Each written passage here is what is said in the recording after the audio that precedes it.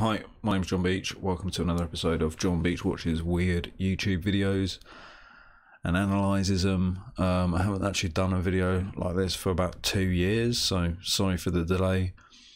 But there's a good backlog of pretty weird videos, and the last couple that I've done have had a few thousand views, so presumably there's some kind of depraved appetite for this kind of content. But this is a story that was like pretty weird. One of my friends showed me this a while ago, and it's weird and sad, and there's lots to unpack and lots to get into. It's got all the right ingredients for a really it suits the theme of the vibe. So let's get into this. This is a story from a show called A Life Less Ordinary. I think it's a show, and it's basically about a woman who marries a zombie doll. And if that doesn't make a whole lot of sense immediately, it will as we get into it. It's a very sad story, man. Lots of weirdness to unpack, lots of really fucked up scenes to get into. So let's jump in. It was a really beautiful day. I had a really beautiful dress. I felt like a real woman. Hi, my name is Felicity Cadillac Rossi, and I'm married to my love, Kelly the zombie doll. Meet Felicity and Kelly the zombie doll. There's a scene for you there. There's a grab. You know, picture it, put it on your wall. There it is. That is a woman on a sofa, an seemingly ordinary domestic sofa with a decomposing, let's be clear about this, that is an effigy of a decomposing child. And she's got her arm around it and she's smiling, like she was sat there with her daughter, or boyfriend, or husband, or girlfriend, or wife.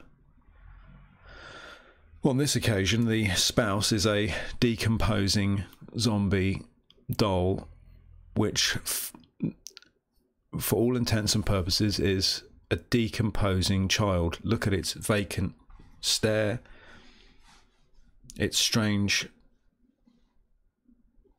pudding bowl haircut. Sort of haircut that you might be like, say to one of your mates in lockdown, oh man, my hair's getting fucking really long, can you just give it a trim? I haven't really cut hair before. Oh no, but go on, just do it. That's what you'd end up with. Look at its jaw, it's all smashed away, its rotting teeth, its disgusting tongue hanging out of its mouth. She's married to that doll. Why? Let's find out. There she is, kissing the doll and hugging it. This is very much a relationship that you won't see every day. I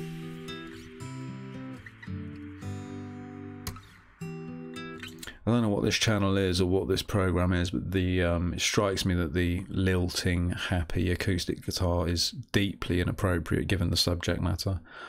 We'll go into that a little bit more detail. The contemptible fucking people who exploited this woman. It seems it's like me. I'm in love with a zombie doll. Do.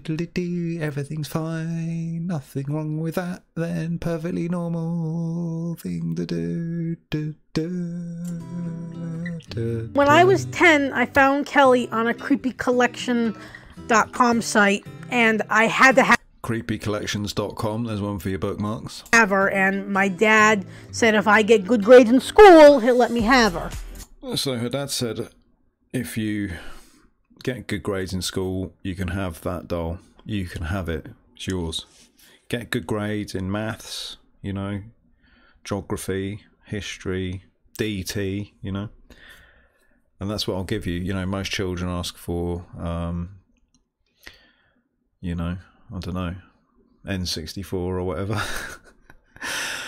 But yeah, I mean, if your daughter came up to you and was like, Dad, I want this zombie doll, I've had my eyes on it for some time, I really want, Dad, come on, please, Dad, I just want this zombie doll, it's so cool, Dad, please. you would go, zombie doll? Right, well, show me a picture, let me see what it looks like. And you give me the phone, you go, oh, God, no, you can't have that. Take your phone. No, no, no, you're not having that. You wait till you're a bit older. You're not having that. It's disgusting, and I don't want it in the house, and I wouldn't sleep in the house with that being in the house, and I don't want it anywhere near me, and I don't want it anywhere near you. You can have clothes instead, or you can have, I'll put some money towards your driving lessons. You're not having that doll. But Dad, you promised, Dad. No, no, no, you're not having the doll. Now, come on, go and do your chores. Go and clean out the guinea pigs. I got good grades, and by the time I was 13, Kelly was mine. She dresses more like, I would say maybe Tim Allen, like just jeans, tuck, you know, the shirt tucked. Dresses like Tim Allen. Tim Allen might have a few words to say about that. And stuff like that, or like something like baggy, like, you know, just she loves the color blue, baby blue. I like to like brush her hair, and I have a lot of different clothes for her. And fucking hell, look at the this is quite a scene. We've got kind of some sort of ordinary toys here, a Garfield and a little pink, unnameable pink rabbit, and what's that, like a Furby or whatever. That zombie doll just doesn't look like it's should be part of that scene. That's not the sort of thing that it's not a cuddly toy, is it? It's a rotting effigy of a child, dead child. And like, it's just fun to just take care of her. It's nice. And then there's this one. This was her Valentine's Day outfit with a pair of light jeans and whatnot. And then this one's my favorite because it reminds me of my dad, because my dad would wear shirts like this. Let me just button it here. This is the first hint at some of the sadness about this story coming through there. The check shirt reminds her of her dad, so she puts the shirt on the zombie doll, and there's a sort of hint at the loss that this very sad and very lovely woman is going through. It takes me not that long to dress her, maybe about like, I don't know, like not even 5 minutes. I like to go shopping. Here we are, she's at Tesco now, look. With Kelly and buy outfits for her because it's fun and it actually helps me with my depression. So she's got depression. Wondered how she'd look in a hat. How would she look in a hat? Yeah, a hat would be good. Or maybe a big jacket or something with a big thing that you can pull up and zip up its face, or maybe even go a bit further and get a big bit of carpet and put the carpet over it to hide it, maybe, in public. What the fuck? If you saw someone in Tesco's when you're picking up your mince and your chopped tomatoes and milk, you know, and someone had the person in the cubicle, or the aisle next to you had a decomposing zombie doll in the trolley next to them, what would you do? You'd go, fucking hell, oh my God, fuck me, what is that? She's talking to that fucking doll, oh my God. It's impossible to even conceive that people have observed this and nothing's really, I don't know, nothing's been done about it. We'll get into all this a little bit later. But yeah, it would be a horrifying sight, to put it bluntly. Probably not too good. Kelly There's that woman, look, in the background, look. This woman here, look. She's looking at going, did I just see that? Yep, I did just see what I think I just saw. Let's carry on walking quietly to the pot noodles. Kelly has more clothes than I do, it almost seems like, because... Look at it. I don't want to labour this point too much, but look at it. Look at the fucking state of that. I wouldn't want that in my house. I wouldn't want that doll in my house. I wouldn't want it to be in the same room as me. Never mind. Look at it fondly and cuddle it, or whatever. I would feel uncomfortable knowing that was even in the basement. I would be in bed going, God, I hope that doll doesn't come to life. I wouldn't want to. I'd always put, if I had to have it in the house, I'd probably get a tarpaulin or something, or a big blanket, and like put it over it. Even then, I wouldn't be satisfied. It's the sort of thing that you would burn in a horror film. The protagonists, they get the fucking petrol on it and they burn it and they set it on fire and they, you know, burn it and throw it away or whatever, and then it comes back. They go down to the basement and it's there again, and as if it's never been burned. It's that level of creeping dread.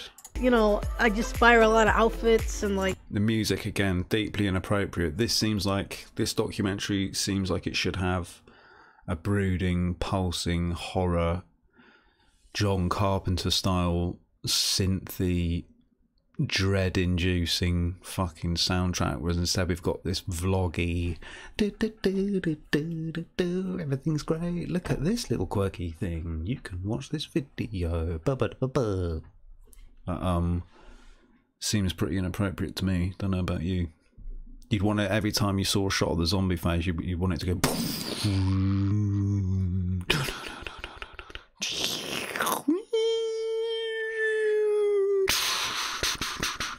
Do you know what I mean? Maybe someone can do that. Like socks and underwear and bras and, you know.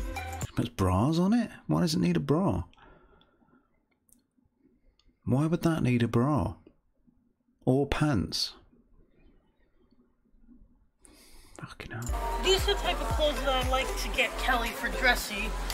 It's strange the kind of the fact that she likes the smarter clothes. It just makes it even weirder. You know, if it was in like a Slipknot t-shirt or a Slayer t-shirt with like ripped clothes or ripped jeans or something, it would make a bit more sense. But the waistcoat, the bow tie, and then this fucking disgusting hanging putrid jaw and its vacant stare staring at you in your nightmares for all eternity.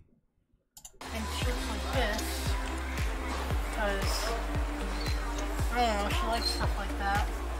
I like to go out to eat with Kelly, especially... Fucking up. Oh my god. I mean, I wouldn't be able to eat looking at that. I wouldn't. There she is there. They're eating like Japanese food, it looks like. That looks like sushi rolls. Oh god. Sushi, you know, noodles, slimy foods. I wouldn't be able to, the texture, I wouldn't be able to like eat looking at that. I'd have to like, and if we were in the same restaurant and she was next to me in my cubicle or whatever, I was trying to eat something, I'd have to probably hide my face and just like eat, you know, just go, fucking, I don't look at that. Oh my god, I can't look at that. Because it would put me off my food. She's there openly tucking into some fucking katsu curry or whatever. How does the sushi, god, it's fucking creepy. Imagine it was actually eating and it was actually alive. Oh my god. Oh my god. Obviously she's eating the sushi or whatever and then making it look as if she's eating it, but yeah. Look at its stiff arms, the way it's sat up all stiff, staring right at her. There's no semblance of fear here. She's looking at that directly, like you would if you were on a date or, you know, catching up with a friend. When it's a very intimate situation when someone's right in front of you. That's why people don't like to be directly in front of each other, because you can see through people's eyes. That's what you're looking for. You want to be side by side or in a less formal environment. Eating something and staring right at that. Oh my fucking god. Especially at the Chinese restaurant, because I like shrimp and she likes broccoli. She likes broccoli. And we get a sort of hint at the fact that she's invented a whole world of preference and personality which she's projecting onto this doll. And we're going to get into this a little bit in a bit more depth about what kind of, despite the kind of gross sensibility of this film with the music and everything, it's actually a very sad story. This is not something to really, it's just, you will never see anything. I don't think you'll ever see anything like this. It's like it's worth making a documentary about, but maybe not exploit her. Kelly likes to go out to eat with me, but it gets hard to do that because I have to kind of hide her because I'm afraid of what people are going to say. You know, you would be afraid of what people would say, surely. I don't think that you would ever imagine going into your local Beefeater pub on a Sunday afternoon. You've got Super Sunday on Sky Sports blaring in one corner of the pub, and then you've got someone eating with a zombie doll, talking to it. What would you think? It's a story you would tell for ages. You would always be saying, you'd be like, oh my God, you never guess what happened to us. We went out for a couple of drinks and we saw this woman talking to this zombie doll. And maybe we live in a world where people care a little bit too much about other people's business. But I think that is so strange. You really would be like, it would inspire stories for a long time. You would be telling that story for a while. You'd be dining out on that. I've had enough of that online. She gets a lot of abuse online, which is sad. This is a complex tale of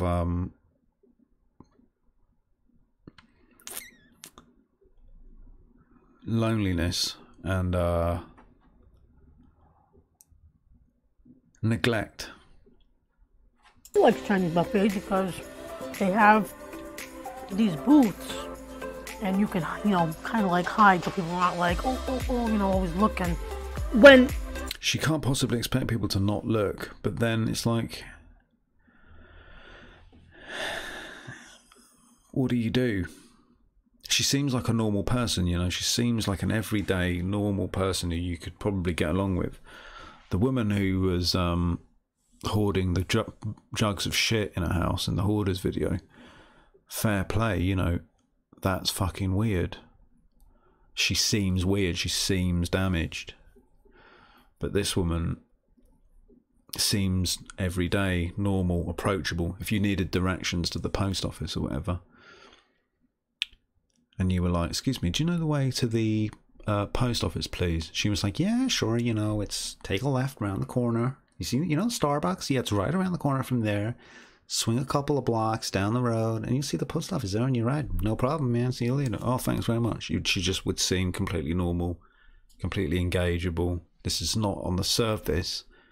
Take the zombie doll away. Imagine that's not there. Normal, lovely person with a lot to offer, which makes the fact that she is seemingly so low on confidence that she will seek a relationship in an inanimate object. The inanimate object happens to be an effigy of a decaying child. I think of Kelly, I think of her as a person, and some people don't think of her that way, so they don't treat her that way. So that kind of offends me when they treat her or say something bad about her. She can't, at the same time, can't expect people to think if you have transgressed the idea of relationships to the level that she has, you can't expect, people aren't accommodating and nice. Society does not like things that are different at all. This is bottom of the iceberg level, not bottom of the iceberg, but you're on your way down, you know what I mean? It's a shame that people have to be rude and stuff, but I'm tired of people bullying us, including me, and saying bad things and mean things, and that slimy sushi, fuck me. I would not. My God, sushi, oh my God. The texture of slimy sushi with that smelly doll and the way it looks, fuck. I'm not gonna gag. Oh my God, I'm imagining sushi in my mouth looking at that. Fuck. Everybody says don't bully until it's something that they don't like or they don't understand. And people fear what they don't understand. It's a very good point. I mean, it kind of... She understands the truth that people fear what they don't understand. And then in the same breath is kind of furious at the fact that people are kind of, looking sideways at her. You know, this is the sort of behaviour that you would hope would maybe have been rooted out a little bit at the beginning. Just because I think it's such an extreme thing. You won't see that very often. You won't see that in your fucking lifetime. Someone at a Chinese restaurant eating opposite a zombie doll and talking to it. Not in your lifetime. This will be the only time you ever see it, ever. All I could say for people... Just prodding that broccoli into its face. Prodding it, just sat there going... Fuck, boy, imagine you saw that. You'd just be like, imagine you had kids around. The kids were like...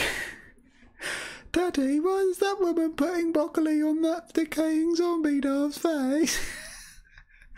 Well, dear, you know, some people just, you know, they like to do things like that. Should we go over there? Do you want to go and play with your friends? Well, to understand my love for Kelly is maybe a few or one or two things is, you know, I'm not hurting anybody. I'm not hurting myself. And also... Kelly has never done anything to me that has hurt me, and as well as love is love. It's true that the, you know, she's not doing anything to hurt anybody. I think the reason why it's objectable is because you would think or have hoped that someone in her life loved her enough to give her the confidence to meet a proper human being and not reduce herself to projecting a personality onto an inanimate object, because human beings are more interesting than things that can't talk. I wanted to do a full-blown wedding because... We switched to camcorder footage now. This is the wedding scene. This is absolutely ghoulish as fuck. You won't see anything like this in a million years. Here we have a pink-shirted man presiding over the wedding between Felicity and Kelly. So they're surrounded by more, I think those are zombie dolls. If they're children dressed up as zombies, fucking maybe even weirder. This bloke standing here at a waistcoat like he was at any other wedding. And there's a clown here in the background.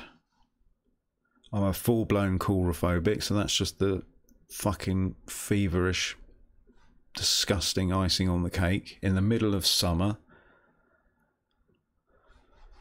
They've obviously gone to some clear effort. This guy's probably saying, you know, to have and to hold and all that stuff. And what is this?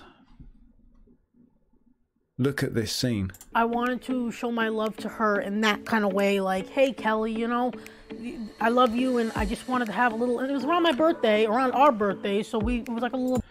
Is it legal to get married to an inanimate object? Is this a legally binding wedding? Like, if I want to get married to my cheese grater, can I do that? If I want to do that? If I wanted to do that, could I? You know, if I don't see the difference really. I guess, you know, cheese grater is not humanoid, but it's inanimate. It's made of steel or whatever. That's made of cloth and whatever, really, isn't it? Could I get married to a cheese grater? And what would that be like?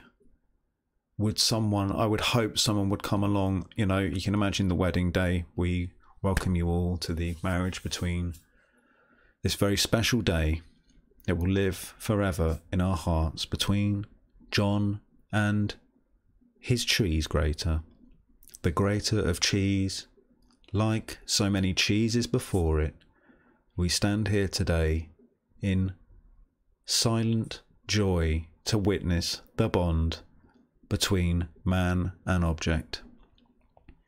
If anyone can think of any discernible reason why these two may not be wedded here today, please stand and give your reasons as we move into the final stage of the ceremony, the joining of rings. We give you that opportunity now. I'll be looking around going, and someone might, you'd hear a shuffle in the back of the hall and someone would go, raise their hand. Madam, please, if you would like to give your reasons, and might be a little bit of shuffling or people going, God, someone fucking hell, someone's going to tell him he can't do it. And they'd go, yeah, I've got a reason, yeah. It's a cheese grater, yeah. It's a cheese grater. He shouldn't get married to a cheese grater. He should find someone better than a cheese grater. I object to that. Okay. Wedding abandoned. You see my point. I know people fall in love with objects and it's not that unheard of and it's not that weird and it's not that strange or whatever, but you'd hope that there's 1, 2, 3, 4, 5 humans there. Not one of them is saying, let's, come on, let's put their arm around her, and say, come and let's talk, we can find you someone, man, you're not beyond, you're better than this, you'll be happier. It's like, you might be lonely, I mean this sincerely. You're too good to marry a decaying zombie doll, effigy doll like this. A birthday party, but as a wedding, so it made me feel good. It made us feel good. It was a really beautiful day. I had a really beautiful dress. I felt like... I'd love to know what the song was for the first dance. I would love that. I would love to see that. It might be something like, maybe I didn't love you quite as often as I should have. You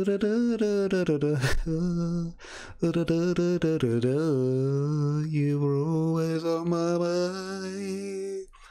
You're a zombie doll on my mind. Decaying zombie doll. Like a real woman, and then Kelly was dressed really nicely, and it felt really, really nice, and it's a day I'll never forget. Right, look at that. Right, imagine. Look at this scene. This is just ghoulish beyond your imagination. Imagine you went on holiday with your mates or whatever to this fucking godforsaken part of the world, wherever this is. And on the way to your cabin out here in this neck of the woods, your car broke down. And you're like, fuck, the fucking car's broken down, fuck. I'll pop in that house, see if they've got any gas. They might have some gas, or they might be able to direct us. I don't know where the fuck we are. The Google Maps, there's no reception. Just pop into that garden and just, you can get into that house through that garden there. Imagine you walked through that garden and you found yourself there in this scene. What would you do? What would you think? What would you say? So, sorry. Excuse me. So, no. I didn't. Do you want something? Come and kiss Kelly. Come and kiss Kelly. No. Oh, it was a dream. Oh, it was a fucking dream. Oh, God. I started to fall for Kelly when I was 16 years of age, and what made me fall for her is just the personality that she had, the spirit, the energy that I felt, and that the way she treated me. One quick point. Really... This guy presiding over this wedding, what is he thinking here? This guy in the pink shirt, what is he thinking? What is it going through his mind? He looks like a sort of, worldly, guy. Slightly. The hair's a little bit weird. I can't really talk. My hair's out of control. What is going through his mind? You looking at that scene, what's in front of him there? You'd be thinking, why is this happening? You'd be thinking, is this the weirdest thing I've ever seen? If it's not the weirdest, if that scene, that day was not the weirdest day of his life, if this wedding is not the weirdest event he's ever been to. I want to know what events he's going to. And if I can get tickets. Really nice, and it's a day I'll never forget. I started to fall for Kelly when I was 16 years of age, and what made me fall for her is just the personality that she had, the spirit, the energy that I felt, and that the way she treated me in my own mentality. Like growing up, like a lot of people, like a lot of the kids, like relationships with other children would disappoint me. As 10 years old, as a friend, I really loved her, you know, like a best friend. She was always an adult in my eyes anyways. So look at that cat. The cat's just like, the cat's probably scared of that doll. The cat probably goes, when it comes in the room, the cat probably goes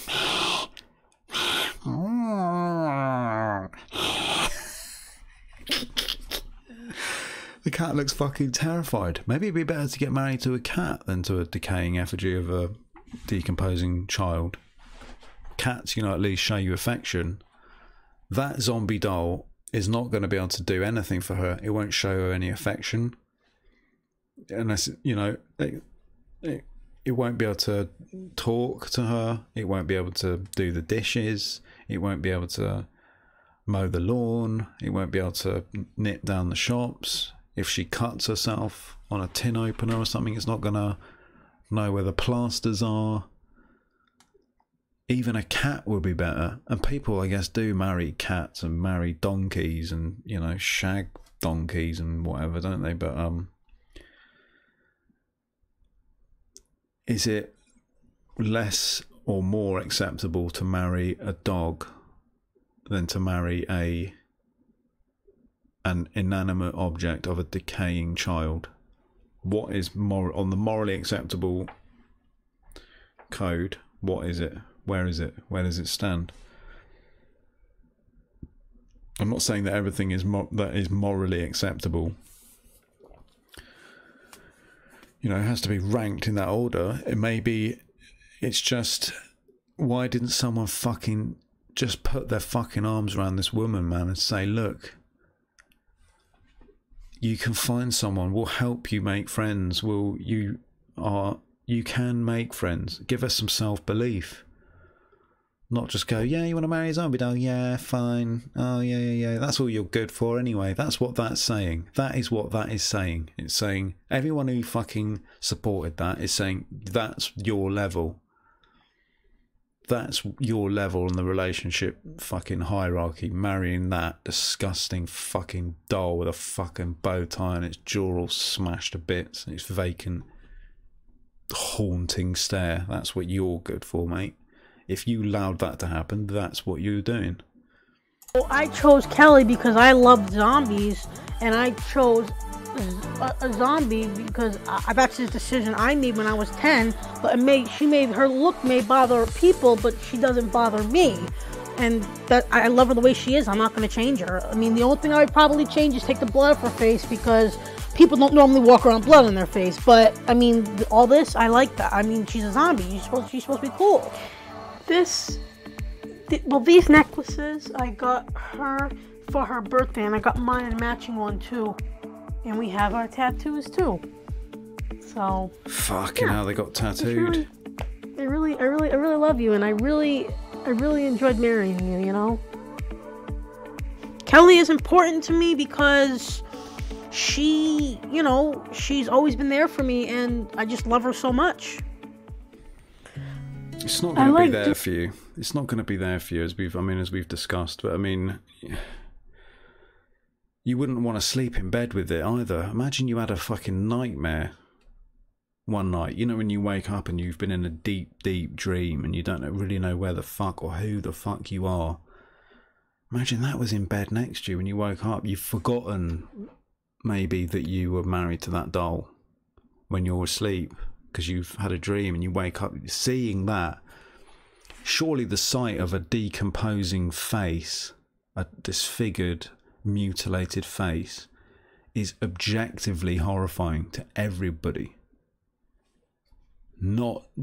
Surely it doesn't matter what you are like.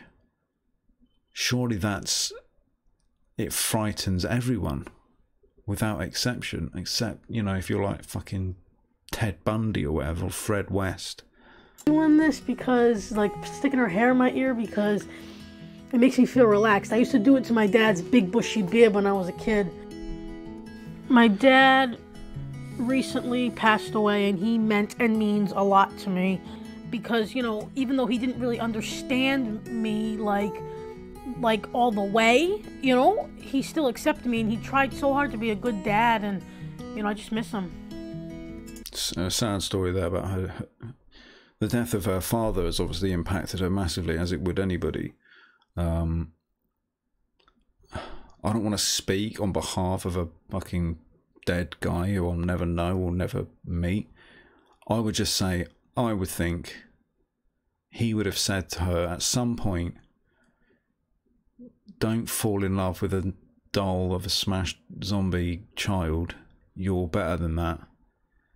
You can find someone who loves you because I love you and I can see that you're great. And if you need me to help you find someone or help you to work out what it is that you're so afraid of about other people, we can do that together because you're wonderful and you're my daughter and I'll always support you, and let's work out how we can make it so that you are more easily socialized and not chasing the limits of what's acceptable. She, I mean, obviously is very almost proud of it, which kind of, you know, is like a good thing. And she's like, you know, she was saying then, you know, she's just like, give a fuck. Basically, she gives such little of a fuck about this that she is willing to transgress all notions of what love could possibly be to anybody ever, living or dead. You will not meet a single person anywhere who would go to bed with, kiss and marry that doll. No one. There's not a single person you would meet in a million fucking years who would do that. But she's out there doing that. There's a brave element to that. There is braveness in there as well, you know. She gives such little of a fuck. Some people don't get embarrassed just holding hands or having public displays of affection, you know. Some people get a bit embarrassed. They're like, oh no, save it when we get home. She's fucking walking around Tesco's with a decomposing child doll in a trolley. Hats off, man, but it's a sad, sad little tale. My dad died, you know, Kelly was still here, you know. I mean, at night I'd cry with her, and you know what I mean? Like, it just made me feel like, you know, like someone was there, and when she's not there, the room actually feels kind of lonely. You could say, as long as she's happy, what business is it of anybody else? It's nobody's really business. Well, it's kind of in the public sphere now because she's invited a documentary crew into her house to show her story to the world, so she will have to invite some sort of exploration and criticism on what she's doing. As long as she's happy, what difference is it? I would say it matters because she seems so nice and she's quite articulate and she's got a nice smile and she looks great and she deserves better. That's why it matters. I think he'd be happy with where I am now and this my mental state I am now. Kelly was there with me through all of it, and that's why our bond got stronger. And I just think that as time went on, I just started like treating the dolls more like people. Fucking hell. Oh my fucking god, there's more. These are my other partners, and no, they're not children. Look at the state of that. Look at that. Those dolls in that domestic environment. So Kelly's got friends. Those dolls in that house do not a pretty picture make. That is horrifying. That is nightmare fuel, my friends, right there for your viewing pleasure, burned onto your retinas forever. Look at that. Look at these figures. Look at that one on the right with its white eyes. They've all got white eyes. Those are horrifying. by any stretch of the fucking imagination. I've watched some fucked up shit. I would not be in a house where they were. I would not be in that house. As I said, if I knew they were in the basement, I wouldn't sleep in that fucking top floor. I would be like, oh no, honestly, because I've got to get back, and you know it's late now, so I've got to get up early in the morning. I would make any excuse necessary not to have to sleep in that house with those fucking disgusting dolls. And they are decomposing children, dolls of decomposing kids. Make no fucking bones about it. That is what they are. They're soaked in blood. They've got mutilated faces. They're fucking horrific. Fuck, man. She's 38, he's 37, and she's 39. Zoe has a British accent. She's from, as what I feel, she's from London, England, and she is very intelligent, very witty. He's all happy and fun. He kind of reminds me of Ted the bear. And then like Courtney's like badass, like speak your mind, be cool. Jesus fucking Christ. This is like a therapist's field day. Therapists should just be like, oh my god, I need to get in touch with this woman. This is a client for life. What brings people to... Is it anthropomorphize? To imagine inanimate things living. What is the cause of that? That is a symptom of some, I would imagine, deep loneliness. A deep sense of social anxiety or unease. And a deep, deep sadness that I'm not sure I will ever know or understand. It seems to me like probably quite curable and quite easy to treat. A simple, you know, a few words of encouragement here and there. Fucking hell. Whoever's responsible for leaving this woman to get into this state. I hate the idea of the crew all snickering at her as well, just, you know, pointing their fucking cameras, you know. Jesus Christ, you won't see anything like this in your lifetime. You'd never meet anyone who did this. You will not meet anyone who does this or would do this. Yes, I am romantic with all of them, but mainly it's usually Kelly. I go through little phases like a Courtney, or Tommy, Zoe. Sometimes it feels like I'm actually really falling in love all over again, but... You have to, at this point, wonder, given the title, I Married a Zombie Doll, obviously consummation of the marriage usually happens. You have to wonder what that looks like, don't you? My God. What happens then? What?